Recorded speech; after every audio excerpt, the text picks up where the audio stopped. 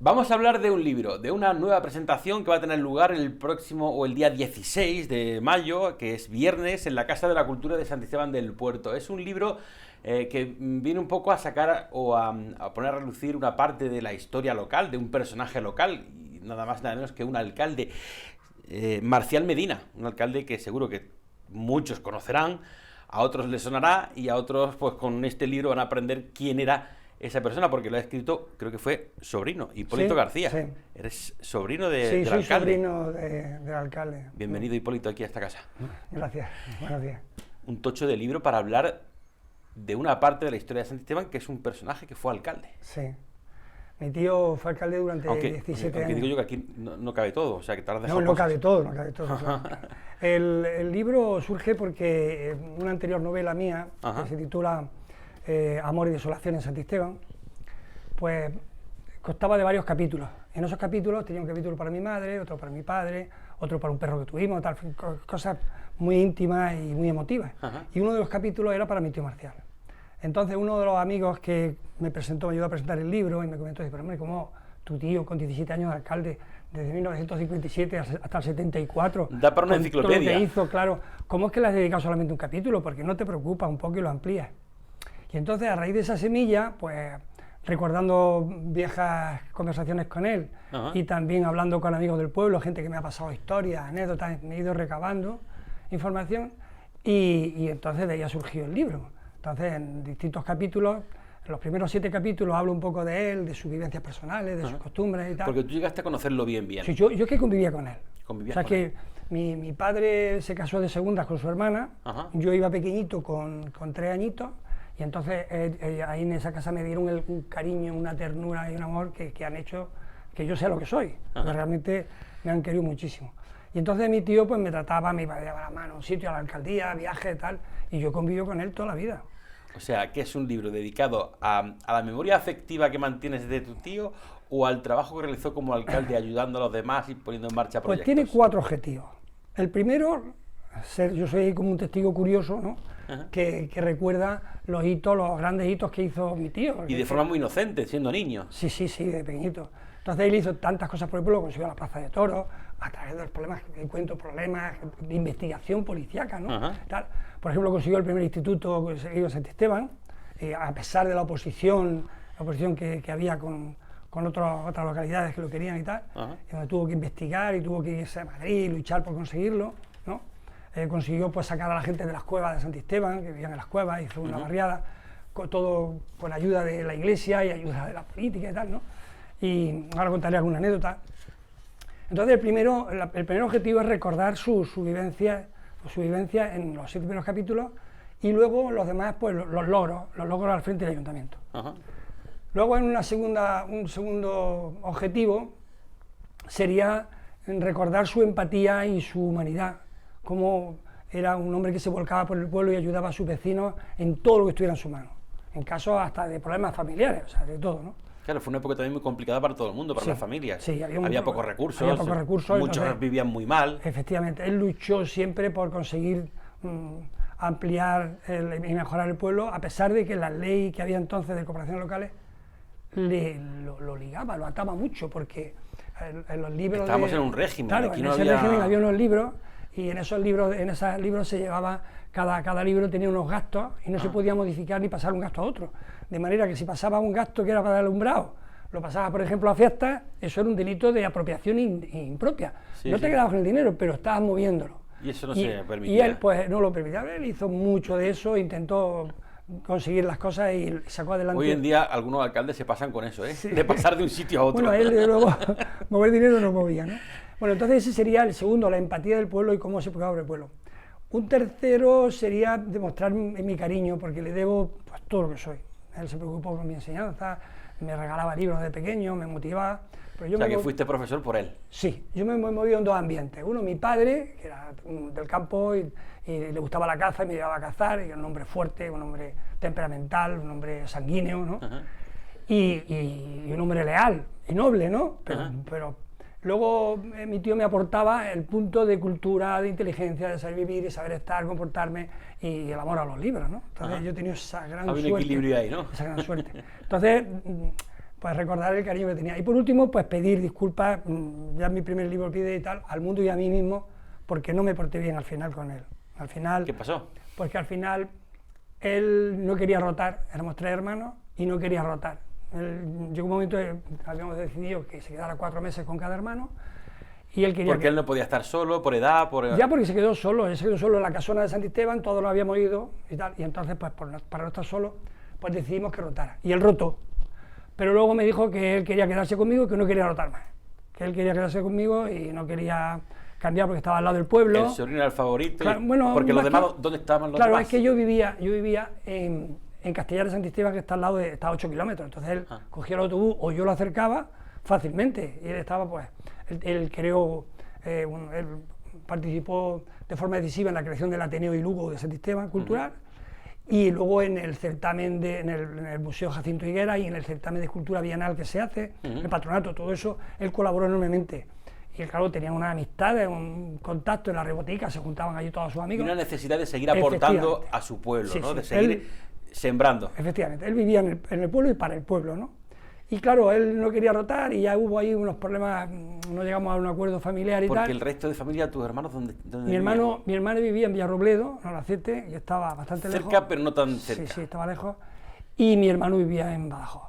Mucho más muy lejos. lejos. Entonces, claro, cuando él se fue los 4 meses a Badajoz, claro. Mi hermano era un hombre muy simpático, muy cordial y tal, pero claro, él tenía un trabajo en el ayuntamiento que salía a las 3 de la tarde. Él estaba toda la mañana solo, en un 6.º piso. Cuando él volvía, pues estaban juntos por la tarde, pero que si no tenía que salir con sus amigos a hacer un poco de vida, volvió otra vez a quedarse solo. Claro. Y claro, él decía, es que no puedo con la soledad, no puedo con la soledad. Y entonces pues decidimos entre todos y tal, que se fuera a una residencia, y la residencia pues fue... ¿Y estaba cerca de la residencia? Sí, estaba ahí, creo que estaba en Villanueva, estaba, y la residencia no le fue bien. Entonces, bueno, pues murió al poco tiempo. Claro, la residencia es un tema muy delicado porque sí. Las personas mayores que entran a una residencia están bien atendidas, muy bien atendidas, sí. pero tiene que gustarle ese ambiente y estar ahí. Porque cambias tu zona de confort, de tu casa o tu manera familia, de actuar, a conocer a gente nueva y tienes que integrarte, si no, él se sí complica. Era un hombre social, era un hombre amable y abierto, pero él tenía tanta ligazón, tanta unión con Santisteban, quería tanto a su pueblo y se encontraba tan que bien. Villanueva era muy lejos para él. Era muy lejos para él. Y bueno, a pesar de que lo visitábamos y eso, pues él echaba de menos el pueblo y yo creo que eso contribuyó a un foco de estrés o de tristeza que hizo que... Hacemos un paréntesis. ¿Santisteban del Puerto tiene residencia de mayores? Sí, él después se creó una residencia, creo que cuando él la dejó crear, pero una residencia de ancianos solamente para comer. Para comer, o sea, para comer. Un centro de día. Sí. Entonces nosotros le propusimos que se quedara en la casona, que comiera y tal, y él dice que solo no quería estar, que solo en la casa ya queda encima y tal. Y al final él decidió, cuando... Aceptó. En el libro lo cuento al final, que él terminó por decidir que se iba a la residencia, ¿sabes? Él dijo que no se quería te ha molestar. quedado a ti una espina porque él no se fue del todo conforme. Claro, él tomó esa decisión viendo las circunstancias y el debate que mantenemos en el último capítulo del libro todos juntos. Y él realmente se fue triste, Y para mí pues también es una gran tristeza porque yo le debo a este hombre, le debo a este tío mío, todo lo que soy. Sin él yo no hubiera nunca entrado en el mundo de la cultura, en el mundo de la ciencia, lo que soy profesor. ¿Cuándo murió? Él murió en el 90. En el año 90, hace ya tiempo. Sí. Entonces, bueno, pues el libro surge por esos 4 motivos. ¿Y cómo surge? Precisamente surge a través de mis vivencias personales con él, los recuerdos que yo tenía y también anécdotas que me cuentan gente del pueblo. Entonces, por ejemplo, me puso por teléfono, me acuerdo que un cuñado mío, mi cuñado, fue a recoger unos materiales en una empresa de Santisteban, que se llama La Tejera, y comentándole quién era, ¿y tú quién eres? Y tal, y dice, pues yo estoy casado con la sobrina de Marcial Medina. ¡Hombre! Pero si Marcial Medina es el rey de los reyes para mí, es un hombre maravilloso, por mí ha hecho cosas tremendas y tal. Total, que lo llamé por teléfono porque ahora este hombre se llama Cristóbal Merino. Y él tiene un hotel en la Sevilla de Santisteban. Lo llamé y se puso, precisamente él, quería hablar conmigo, soy Cristóbal, soy yo. Digo, mira, soy Poli, el sobrino de Marcial, y estoy escribiendo una novela, un libro. Y me han dicho que tiene alguna historia. ¡Bah! Claro que tengo, muchísimas. Ahora mismo te cuento un par de ellas. Digo, bueno, cuéntame alguna. ¿Por teléfono? Sí, y me contó, pues por ejemplo, porque su mujer dio a luz y al dar a luz, al llegar a Santisteban se dieron cuenta que manchaba, que sangraba. Hablaron con el médico y el médico dijo, esto parece que hay una herida interna y esto es gravísimo, esto hay que llevarla rápidamente al hospital y hay que operarla, pues ha habido muerte. Y este hombre me cuenta y dice, yo no tenía un duro, estábamos casi en quiebra, yo no sabía qué hacer, ¿de a quién acudo yo? Si yo no tenía ni... Yo decía, madre mía, ¿dónde voy yo? ¿Qué médico contrato? Porque entonces él no tenía seguridad social, no tenía un médico que lo atendiera. Total, y dice, me voy al ayuntamiento. Y digo, al ayuntamiento, hablo con mi tío, Marcial, me pasa esto y tal y tal. ¿Cómo que te pasa esto? ¿Mujer y tal? Sí, estoy apurado y tal. Ahora mismo, vete a tu casa, prepara las cosas y tal, que un coche te recoge en 1 hora. Dice, te vas al hospital materno de Jaén. Cogió el teléfono, pim, dice, allí ardía el teléfono. Llama uno, que no, que sí, está, que esto tiene que salir adelante. Dice, en 15 minutos, dice, el doctor Treviño te está esperando en la puerta. Tú te llegas allí y te presentas de parte del alcalde de Santisteban. Dice, yo no las tenía todas conmigo, y yo voy allí. Cuando llegue allí me dirán... Pero no tengo otra cosa que hacer, entonces me presento con mi mujer, llegamos allí, salen rápidamente, mire usted que traigo a mi mujer, que me ha dicho el alcalde de Santisteban que vea al doctor Treviño, ahora mismo. Dice, quirófano. Total, dice, la metieron en el quirófano. Me la operaron, me la dejaron nuevecita. Dice, nos fuimos a la habitación, dice, allí a comer, me pusieron una cama al lado. Y yo decía, madre mía, dice, y a mí me dicen lagarto de mote. Ajá. Dice, a mí me gusta que me digan lagarto. Y yo decía, lagarto, que este no sale vivo. Claro, también pensaría en la factura después. Cuando me pase la factura, dice, porque claro, el alcalde ha hablado para que la operen. Dice, pero si es que llevamos aquí 7 días, si esto es de miedo, yo no sé. Dice, bueno, total, dice que yo no me llegaba la camisa al cuerpo. Hablaba con mi mujer, dice, tú cállate. No digas nada, ¿no? No digas nada. Ni pidan agua ni nada. Total, y dice, yo estoy muy educado, muy prudente, y me dice, bueno, que se pueden ir, que ya preparen todo, que el médico le ha dado el alta, dice, y yo salía, me vestí, y yo mirando a izquierda y derecha, decía, 2 pedazos tíos me van a coger a mí, a la pechera, me decían, para acá, lagarto. Y yo decía, ay, lagarto, que de este no salíamos vivos. Dice, conforme salía de allí y me monté en el taxi que había esperado y vi que no me detenía nadie, empecé a respirar y a vivir. Pero no se le ocurrió ni preguntar cuánto era. Nada. Dice, al día siguiente fui a ver a tu tío, al alcalde, fui a verlo. Marcial, que vengo a darle las gracias porque tal, no han atendido enfermedad. Dice, ¿cómo que da las gracias? ¿Por qué? Dice, porque no han atendido y no han dado de comer, mi mujer la han dejado nueva y tal. Dice, pues ahora mismo, si no retiras eso de las gracias, te detengo por venir a molestar al ayuntamiento con cosas absurdas. Con tonterías, ¿no? Con tonterías. Pero, hombre, y supongo que sería así con todo el mundo, sí, todo el pueblo. O sea, que hay un recuerdo muy presente en la memoria de los santistebenios, sobre todo las personas más mayores, porque a partir de una edad, claro, todo se va olvidando. Se va olvidando. Para eso es el libro. Para recordarlo. Para que la gente que lo vivió lo recuerde, lo rememore, para que conozca otras historias. Para que se rescate y no caiga en el olvido. Y luego los que no saben nada, que sepan una parte de un personaje importante en el pueblo. Claro. Luego, aparte en esa segunda, en esos capítulos, yo aparezco como coprotagonista. Porque claro, ahí por eso el título pone el alcalde Marcial Medina, y entre paréntesis, y otros sucesos colaterales. Sucesos colaterales que tienen que ver con la familia. Pues claro, porque yo era un chico... Porque según pones aquí, el libro está basado en conversaciones con él. Sí, conversaciones con él, y luego relatos de gente, de vecinos del pueblo y amigos que me han pasado su historia. Y entonces, pues, yo conviví con él, y es un chico, pues, muy rebelde, y muy insensato. Paul me decía, ay, Poli, qué insensato eres, hijo mío. No piensas las cosas antes de hacerlas y tal. Entonces yo era muy rebelde, muy insensato y muy travieso. Entonces él tenía dicho a la Guardia Civil y a la policía local que si yo cometía algún desafuero o algo, que rápidamente me llamara la atención, me cogieran y que él pagaba la multa, y él pagaba multas muy a menudo. Entonces, ¿Ah, sí? Claro, por ejemplo, hay anécdotas... Tan sinvergüenza era. Claro, muy insensato, sí. ¿Algo que se pueda contar ya después? Sí, por ejemplo, él quería sacar a la gente que vivía en las cuevas, que eran muchas personas pues paupérrimas, indigentes, que vivían en la parte alta del pueblo, en la salida hacia San Marcos. Hay una ladera con roca arenisca que se podía trabajar bien, y la gente había hecho allí pues una habitación o dos con un ventanuco, y hay mucha gente que vivía en unas condiciones pésimas. Entonces él quería sacarlo de allí, pero la ley de corporaciones locales le impedía que lo hiciera, porque no podía endeudar el ayuntamiento, se podía endeudar más de un 25% de su presupuesto. O sea, no conseguía dinero. Entonces él se puso en marcha, y como algo ya que tenía que hacer prioritario, y habló con él, tenía 2 primos hermanos, él era Marcial Medina Berzosa. Entonces 2 primos hermanos que eran gemelos, que estaban en la catedral, que eran gente de peso. Uno era secretario del obispo y otro era pues la persona que llevaba la legislación y las relaciones. Entonces él habló con ellos, habló con el prior del pueblo, prepararon un informe para conseguir que el obispo apoyara esa construcción de esa barriada. Que la apoyara económicamente. Bueno, económicamente, y si no, por lo menos, la Iglesia tiene entonces mucho peso, que apoyara su petición para que hiciera fuerza ante el gobernador, porque él iba luego a ver al gobernador. Ajá. Él decía, la vida es como una partida de ajedrez. Yo voy moviendo piezas y cada pieza es una batallita que voy ganando. Ahora mismo vamos con los obispos, que son los alfiles, y luego ya iremos con los caballeros, que es el gobernador, ¿no?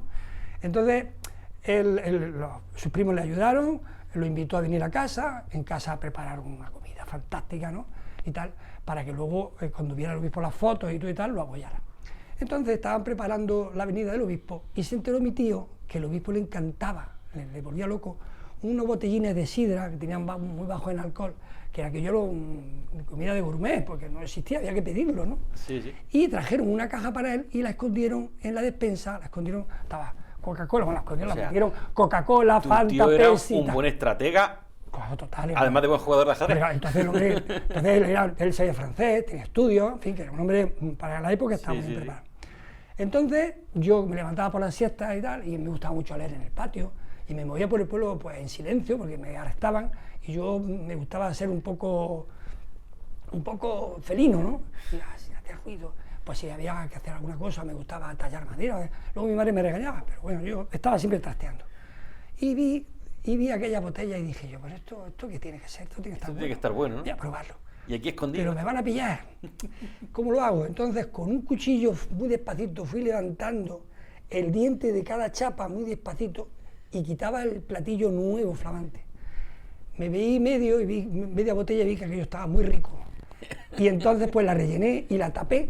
¿Con qué? Pues con el mismo platillo le rellené con agua. Ah, ¿con agua? Con agua. O sea... Es que claro, como la botella era verde, y estaba llena de zumo de manzana, sidra, entonces... Pero la sidra rebajada ya con agua, ¿no? O sea, ya, media de sidra y media de agua. Eso ya, yo dije, bueno, esto quizá cuele y tal. Le puse el platillo y con el mazo de almirez le fui dando golpecitos y se quedó otra vez cerrado.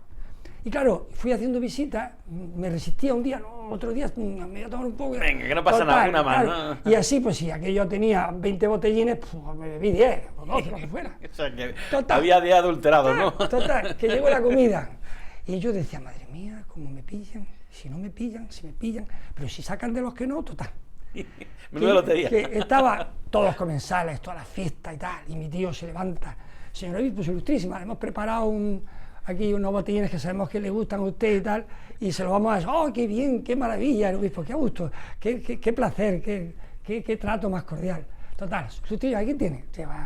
Le lleva la criada, el señor que estaba sirviendo allí, el botellín, abre, se le echa la copa, se echa el trago el obispo y pone una cara el tío, madre mía, y dije yo, ya está.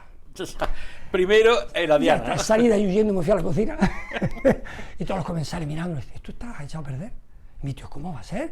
Pero mire usted, es ilustrísimo, yo me estoy expresamente, imposible. Perdone que lo pruebe. Pues es verdad, a ver, que traigan otro. Trajeron otro. También. Siempre cogían del que estaba rebajado. Otro, 2, 3, 4, 5, madre mía, que traigan la caja. Trajeron la caja, fueron probando y tal, hasta que ya sacaron uno que estaba bueno, y pues efectivamente, estaban echados a perder, y mi tío no sabía qué hacerse. Se quedó ahí. Le ruego que disculpe, madre mía, por favor, esto ha sido ¿cómo es posible y tal? Pero mi padre no se callaba, y que era muy sincero. Y sabía lo que había pasado. Y dice, esto no puede ser, ¿cómo se van a echar a perder tantas botellines y tal? Esto es imposible. Además, cogí una botella y empezó a mirar. A esto aquí han tocado porque el platillo se ve claramente, total. Y esto ha sido dentro de la casa, fueron a por mí. A ver, hijo mío, me trajo mi padre. Y tú pensando, ¿qué necesidad hay de llegar me trajo mi padre, yo decía, madre mía, ¿y por qué mi padre no se calla? ¡Qué bocazo! Claro, pero era tal el momento de tensión, la vergüenza que había en el momento tal que mi padre dijo, pues, si tiene que pagar a alguien, que haya un culpable, pero que no quede aquí deslucido el que le hemos traído algo malo al señor obispo, ¿no? Total, que me llevaron ante el obispo y me dice el obispo, hijo mío, tú has tocado aquí, tú has hecho tal y tal. Y yo dije, bueno, ya perdido al río, digo, mejor una declaración de culpabilidad. Y me confieso delante del obispo que no del cura. Claro.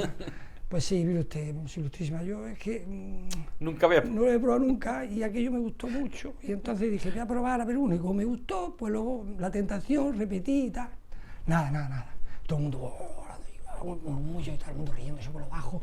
Mi tío avergonzado, mirándome, mi padre me miraba con unos ojos, diciendo, me va a dar una somanta.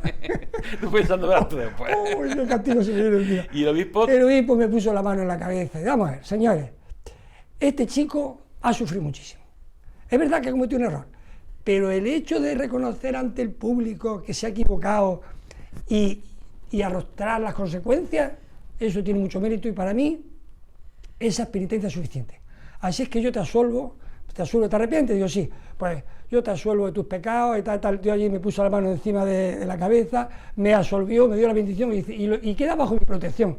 Así es que no quiero que haya ningún castigo y que se le perdone. Y ahora vamos a seguir comiendo, que esto es un agrado y esto ha servido para distracción y diversión. ¿Te dio otro botellín el obispo? Sí, no, bueno, ya no me dio, no. Ya no, porque eras menor de edad. Yo tendría entonces unos 16 años, tendría. Todavía no se podía beber alcohol a 15, esa edad, 16 ¿no? años tendría. ¿Y qué pasó después? Pues nada, aquello fue un éxito total, porque entonces el obispo, y que esto sirva de alegría, porque esto ha sido una anécdota graciosísima, tal cual, todo el mundo empezó, mi madre era muy una cocinera de pasmo, le encantó todo y tal, y al final trajeron una tarta, y al final de la tarta dice mi tío, mire, señor Su Ilustrísima, las tartas aquí en la casa las prueba mi nieto el chiquitín, que era mi hermano Esteban. Pues nada, que venga, Esteban, prueba la tarta. Y el hermano metió el dedo en la tarta. ¿Cómo está? Riquísima, no tendría entonces 8 o 9 años, riquísima. El obispo, nada, fantástico, fenomenal, comamos tarta. A comer tarta. Y entonces aquello pues, fue un éxito total. Por curiosidad, ¿qué puso de comer ese día tu madre? Aquello, mi madre hacía varias comidas, por lo mejor haría pues un pollo en su jugo, una guarnición de verduras, tal. No sé. Platos tradicionales, sí, supongo, de la época. Platos tradicionales de ahí del pueblo. Y luego pues harían unas croquetas o haría a lo mejor, no sé, un pescado, hacía ella bacalao. Claro, lo mejor para el obispo. Y todo. El obispo se fue contentísimo. Y entonces, después de la comida, le presentaron el proyecto, hablaron con él, el prior le presentó las fotos que habían preparado y tal, y dio su visto bueno, su aprobación. Y llamó al gobernador y aquello siguió adelante. Y se hizo. Se hicieron casas para la gente que estaba mal viviendo. Casas para la gente más pobre del pueblo, y hice una barriada entera. Luego surgieron algunos inconvenientes, porque los que estaban en las cuevas no querían bajarse mucho. No querían. Y a mí, ¿quién me dice que yo me vaya de aquí si yo vivo en mi cueva y en mi cueva yo estoy tan a gusto en mi cueva? Y entonces tuvo que mandar mi tío que tapiaran con ladrillo las puertas y ventanas y que los llevaran a la fuerza, algunos, no todos, pero hubo 3 o 4 que sí. No querían una vivienda más digna. Sí, ahí vivía la Pascuala, por ejemplo, pues Apolo, algunos eran famosos. Claro, pueblo. se fueron allí por necesidad, pero al final se acostumbraron a vivir allí, vivían independientes, claro, como en paralelo al pueblo, y tenían pues como su barrio, ¿no? Y se conocían todos. Entonces, pues de alguna manera hubo algunos que querían vivir allí independientes, pero aquello no tenía condiciones higiénicas ni de salubridad. Y también era peligroso, supongo. Claro, había tuberculosis, había mucha humedad, había enfermedades, había parásitos, en fin, que aquello es que no reunía condiciones. Y ese capítulo es uno de los que se incluye. Sí, ese es un capítulo que se incluye con la anécdota. Anécdotas incluidas. Claro, entonces yo pongo ahí sal y pimienta porque es que hay varias anécdotas ahí en las que aparezco de insensato, claro, como decía mi tío, era un insensato. Al final son historias, como la que nos cuentas, en las que gente de Santisteban pues rememorará aquella parte de la vida del pueblo, pero también sirven para, bueno, aleccionar y hacer que se pase un buen rato de lectura cualquiera que no conociera tampoco Santisteban, o incluso al protagonista, que era el alcalde. Claro, la historia, la novela es como una ventana, se van abriendo ventanas, pues en tal calle, en tal sitio, encontró a tal sitio, habló con tal, ¿no? Y entonces va contando sucesos que ocurrieron allí en la localidad. Por ejemplo, uno consiguió rescatar la caza, consiguió el derecho de caza, pesca y saca de leña muerta para Santisteban, para su pueblo, para Nava de San Juan y Castellar, porque San Montizón no quiso apuntarse. La condesa, cuando murió el conde, la condesa cerró la entrada y prohibió la entrada a los vecinos que tenían un derecho inmemorial, se pierde en el tiempo, concedido por los condes de pescar, de cazar y de saca de leña muerta. Ajá. Y bueno, pues aquello se prohibió, hubo que ir a un litigio, no había manera de demostrarlo, porque la condesa decía que eso, que su marido y su familia habían sido gente muy buena, que habían dado permiso, no habían dejado que aquello se hiciera, pero sin un permiso explícito. Ajá. Y nada concreto. Entonces era un abuso, ella quería vender las tierras y no podía vender las tierras si había un derecho de uso por parte de los vecinos. Ajá. Y aquello se alargó, hubo juicio, y cuando estaban a punto de perderlo, pues mi tío con los hermanos Páez, que eran funcionarios del ayuntamiento, Joaquín Mercado, que estaba allí también de funcionario, y que era historiador de la Academia de Historia, o sea, era académico, o sea, gente de mucho peso, se pusieron allí a ver los archivos, a investigar todos los papeles legajos antiguos, y mi tío llegaba a la casa y decía, ya se me está quitando el sueño, y dice, pues estoy desesperado, es que no encontramos nada, que vamos a perder.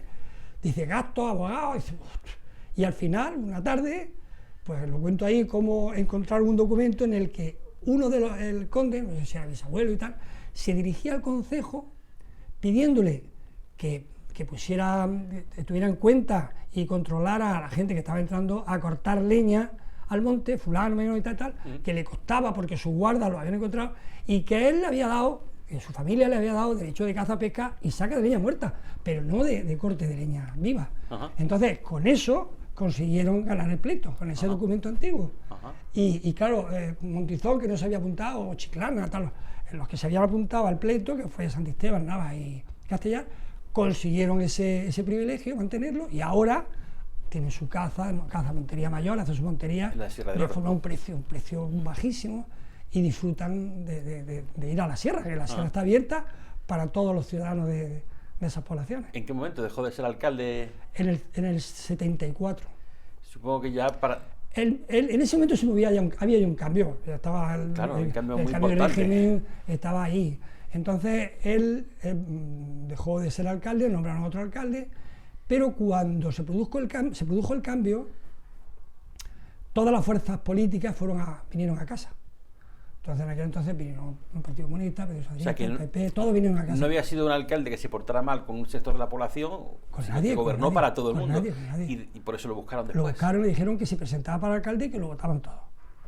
Y él dijo que no, dijo que ya él tenía mucha edad y que tenía que traer gente nueva con genio y carácter nuevo. Claro, porque eso es importante. En esa época, donde habría muchos rencores hacia el franquismo y hacia lo que representaba el franquismo, que tu tío al fin y al cabo representaba el franquismo, ¿no? El régimen. Claro. Pues claro, habría rencores de una parte de la población en contra de que él siguiera, ¿no? Y sin embargo no fue así. No, nada. Porque en muchos pueblos pasaría, ¿no? Decir, no, es que yo no quiero estar alcalde porque este alcalde representa todo lo malo que ha habido aquí para atrás para mí, ¿no? Claro. Y aquí no fue así. No, él llegaba a la casa y lo cuento ahí, llegaba a la puerta, pues, hola, el alcalde, don Marciales, está por aquí y tal. Mire, que soy fulano y que venía a traer un regalo. ¿Cómo que un regalo? Si Marcial no acepta regalo. No, yo tengo que traer un regalo, que tal. Bueno, pues quédese usted ahí, quédese usted aquí.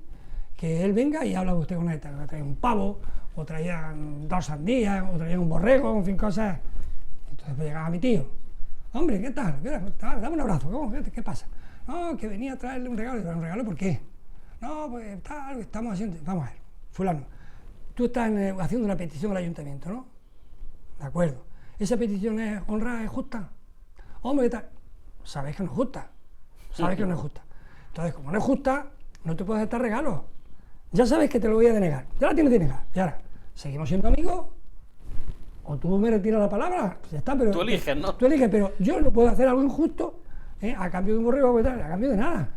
Yo soy tu alcalde, yo tengo que hablar porque él explicaba que no hacía nada en contra de nadie porque fuera por sus ideas, por ejemplo. Claro. Y luego sino porque no... o llegaba otro y el mismo caso, ¿tú sabes que es justo? Sí, es justo, totalmente, sí. Ya lo tienes, cosa de Dios, pero no tienes que terminar. Tú eso te lo llevas, te lo comes tú. Y cuando te lo estés comiendo y tal, te acuerdas de mí, esto por Marcial y tal, pero no te puedes gastar ningún regalo.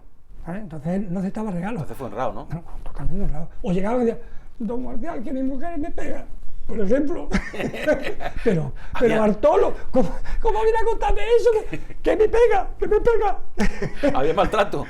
Bueno, maltrato. Claro, es que es común hablar del maltrato de hombres a mujeres porque es lo que pasa siempre, esa parte en la que... O que no me deja vivir, de una mujer a un hombre, que me lleva a un infierno, tal. Y entonces él dice, mira, eso te va al cura. hablas con el cura y lo llevas, os confesáis, habláis, que no, me decía, que yo sé que a usted le va a hacer caso, que a mí no me hace caso. Pero ¿cómo me meto yo en tu vida? Hombre, no seas así, canta mañana, que no puedo, tal. Usted habla con ellos. También de consejero matrimonial, ¿no? Y entonces, pues, venía luego la mujer a hablar con mi tío y hablaba con ellos, tal. O sea, era lo que hiciera falta por el pueblo. Lo que hiciera falta. Mira, la mujer sí que se lo merece. Él se levantaba por la mañana, y se pateaba el pueblo. Que estaban haciendo obras, pues iba a ver las obras, esto, tal. Hablaba con uno y tal. Tenía un encargado del ayuntamiento que era Munuera, que era un hombre muy hábil y sí. muy apañado. Pues entre los dos se visitaban el pueblo. Esto se hace así, esto se hace tal y tal. Y entonces, pues, estaban siempre pendientes de cualquier mejora, ¿no? Entonces, el agua en el pueblo, la acometida, el pavimento, arreglar y limpiar, mejorar calles. Por ejemplo, había lluvia de escorrentía, porque Santisteban está entre 3 montañas, sí. Que es San Marcos, La Guaría. Y de hecho, sigue habiendo problemas con el cerro de La Guaría, claro, con eso de entonces ahí, que hay todavía. Las aguas torrenciales bajaban e inundaban el pueblo. Entonces, pues, sembró, hizo unas cotas en todas las laderas, hizo unos bancales, sembró pino y abetos y tal, y aquello se fue deteniendo. Entonces, él estaba pendiente de cualquier evento que hubiera en el pueblo, cualquier cosa que se pudiera solucionar. Y entonces, así gordo, pues, por ejemplo, la Plaza de Toros. La Plaza de Toros no tenía dinero para hacerla tampoco. Pero la hizo. Claro. Ahí, ¿a quién le invitó a Sidra? No, ahí consiguió, ahí él tenía muchos contactos, él era un hombre muy social, era familiar del pueblo, pero era muy político y hacía contactos y mantenía relaciones con todo el mundo. O sea, lo propusieron para gobernador y no aceptó, no quiso. Entonces, él tenía un amigo, el presidente de la Caja de Ahorros era amigo suyo, que era Peralta de apellido. Y entonces, pues, ¿qué hizo? Habló con él y le dijo, preparó un escrito y tal, con los ingresos que tiene el pueblo, y se saltó a la torera la ley de corporaciones locales, que lo prohibía, que el ayuntamiento se endeudara. Entonces él pidió un préstamo directamente a la Caja de Ahorros contra este amigo suyo Peralta y tal, le presentó la entrada del gasto del ayuntamiento y tal, no le presentó las entradas, no le presentó los gastos, y consiguió el préstamo. Y se pagó, ¿no? Supongo. Entonces, con el préstamo ya consiguieron ir a avanzar en las obras. Y no tenían para terminar la plaza, pero se cerró y se quedó un poco sin concluir. ¿Qué hizo? Pues una vez que hizo eso, como sabía que iba a venir el centro de inspección y asesoramiento de las corporaciones locales, ese servicio era el logro. Era el logro. No, iba a venir. Venía cada 4 meses, venía a fiscalizar la cuenta, todos los libros, tenía que cuadrar todo. Pues ¿qué hizo? Le escribió un documento a sus 2 amigos, al interventor, que era Juan Antonio Gómez, y al secretario en funciones, que era Joaquín Mercado. Le escribió un documento en el que se hacía cargo, él reconocía que le habían dicho que era ilegal y que él se asumía toda la culpa del suceso. Y entonces se lo llevó a ver al gobernador. Ellos no sabían a qué iban. Entonces, cuando llegó, se presentaron y estuvieron delante del gobernador, él cogió el documento y le dijo: aquí le presento un documento en el que reconozco que soy culpable de apropiación impropia, porque he modificado el dinero y he endeudado al ayuntamiento más de lo que permite la ley. ¿Y qué pasó? El gobernador era un tal Galloso, que luego llegó a ser general de brigada. Ese hombre había estado en la guerra, no le había dicho nadie, no había soplado a nadie en la vida. Dice mi tío, y lo cuento ahí, dice, se quedó con los ojos en blanco, se quedó ahí en la mesa, se hizo un silencio, dice, porque mis 2 compañeros no sabían a lo que íbamos. Dice, se quedaron pasmados. Y el tío le preguntó unos puñetazos, y ¿qué hago yo ahora? ¿Qué hago yo ahora? ¿Qué hago contigo? Lo detengo, lo meto en la cárcel, lo tiro por la puerta, le tengo un tiro. ¿Qué hago? Dice, nos quedamos allí todos pasmados. Empezó a dar, dice, como un bisonte, soplando, dando vueltas por allí. Pero ¿cómo se atreve? ¿Cómo se atreve a venir a decirme que ha incumplido la ley a mí, en mi cara? Esto es imposible. En mi vida me he encontrado algo igual. Dice mi tío, cállate, Marcial, cállate, no digas ni pío, cállate. Yo me acordaba de la guerra, me cuento alguna anécdota de la guerra también. De la guerra. Dice, Joaquín Mercado con la pipa, mascando la pipa. Dice, y Juan Antonio Gómez, moviendo la pena, dice, callado. Dice, bueno, voy a hablarlo ahora mismo con el ministro. Esto no se queda aquí. Espérense y no se muevan. Dice, se fue y volvió a los 10 minutos, y a los 10 minutos dice, vamos a ver, tiene usted muy buenos contactos y tiene usted gente que lo defiende, gente que lo apoya. Como esto no ha trascendido y como estoy seguro que esto el ayuntamiento se va a hacer cargo y lo va a pagar, con la condición de que no cuenten nada de esto, se van ustedes de aquí y no quiero volver a verle, mientras esté aquí de mandato, no quiero volver a verle el pelo a ninguno doctor. Dice, salimos de allí y nos fuimos derecho a un bar, dice, y copas, cervezas, porque yo no quería decirle nada a mis compañeros porque estaban, yo los veía rabiosos, negros, excitados, enfadados. Dice, ya cuando llevamos varias cañas y 2 botellas de vino, les di un abrazo y le dije, mira, perdonadme, que esto no lo vuelvo a hacer, por la Virgen del Collado os pido perdón y tal. Dice que le contestó Juan Antonio Gómez, mira, como esto me lo vuelvas a hacer a mí, hemos terminado de por vida, no te vuelvo a decir para siempre. Dice, si yo no me ha dado algo del corazón, yo no sé, yo estoy fatal, si este hombre nos iba a matar. En fin, pues, cuento anécdotas como esas, ¿no? Qué bien. Bueno, el viernes 16, presentación en la Casa de la Cultura, oportunidad para adquirir el libro, mucha gente seguro que lo va a querer. Sí, yo voy a llevar allí, pero también se puede solicitar y pedir a través de Amazon, también está en ebook, se puede, en el libro electrónico. En la librería del pueblo, para lo de toda la vida. Allí en el pueblo voy a dejar va a haber libros, voy a dejar libros. Porque, a ver, Amazon y otras cosas está muy bien, pero los libros hay que comprarlos en las librerías. Sí, pues yo voy a dejar allí en la librería de San Vicente, voy a dejar... porque además son negocios que tienen que... Sí, hay una... dejaré allí en casa de Francisco Jiménez. Francisco Jiménez, el hijo de Modesto, que también sale ahí porque interviene en la novela. Ajá. Le dio un dato, le contó un dato específico, concreto a mi tío, que le sirvió para descubrir quién se estaba oponiendo a la construcción del instituto. Entonces, muchos personajes, muchos del mismo pueblo aparecen ahí, intervienen ahí, contándonos ellas. Entonces, ahí dejaré varios libros, pero ya en la misma presentación también llevaré libros. Y luego, pues se puede, en libros CC, se puede sacar, Amazon. El que no viva en San Esteban puede comprarlo por ahí, pero el que esté en San Esteban, o cerca de San Esteban, que vaya a comprarlo a los puntos de venta del pueblo. Sí. Hipólito, muchas gracias. Pues gracias a ti por darme la oportunidad de hacerle ¿Habrá segunda entrega de homenaje? Bueno, seguiré escribiendo, por supuesto seguiré escribiendo. ¿Porque ya te has jubilado como maestro? Sí, como profesor de instituto. Yo estuve de maestro en Castellar. ¿Y por qué te fuiste a la Carolina? Porque saqué las oposiciones de secundaria y entonces me dieron de plaza en la Carolina. Entonces estaba allí. Pero te alejaste un poquito de tu pueblo. Bueno, muy poquito, la Carolina está cerca.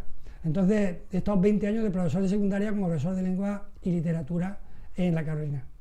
Y eso me ha dado pues muchas satisfacciones porque me encanta la literatura y leer. Y ahora escribir también. Sí, también.